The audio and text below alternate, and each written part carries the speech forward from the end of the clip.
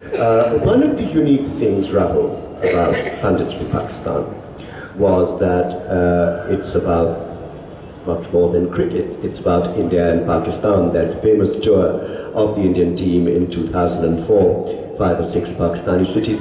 So what you're really doing is, through cricket, through the game, which the subcontinent is obsessed by, is telling a story of war and peace, of love and hate. The theme of both your books, of course, is foreign places. Pakistan was completely foreign to you, that famous tour. Interleaved with the game is a much more complex, emotional and political story, isn't it? Hello, this is, yeah. Yes, it is. Like Sunil said, we're used to thinking of cricket as metaphor for war, peace, and all of these things. And one of the things I sort of mentioned a little story in the new preface to the book is, there was a time where it was a matter of life and death for cricketers, like for other citizens before India and Pakistan were India and Pakistan.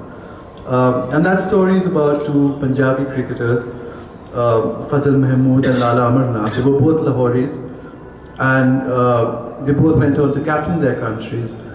And if you read each of their memoirs, there's this very harrowing passage of being stranded in India while partition was happening, when there was supposed to be their first ever all-India tour to Australia was coming up. And each of them in different parts of the country was almost killed. They watched a sort of bloodbath in a train. Fazal Mahmood was saved by the great C.K. Naidu, who was the first captain of the All-India cricket team. And they went back, and Fazal Mahmood at that point was still thinking about, should I join this team or not? Should I go on the All-India tour to Australia? This is a momentous tour. To play against Bradman was his lifelong dream, and he said, no, I can't do it. He was requested by Amarnath, said, just join us for this tour. You decide where you want to live later.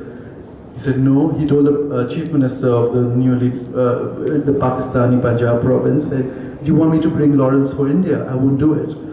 And so it comes from these beginnings. It is such a loaded thing. And you know, so when we have these idle kind of hyperbole and rhetoric around Indian cricket, some of it is very vulgar, and it's sort of very exploitative of the game, of emotions, of nationalities, and all of that. But it comes from a wound, it comes from a very traumatic place, and that's what makes it a very poignant sport.